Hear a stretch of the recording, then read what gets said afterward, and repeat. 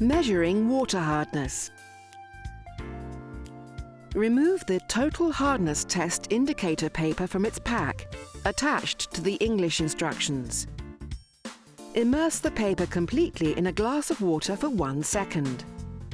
Remove the paper from the water and shake lightly.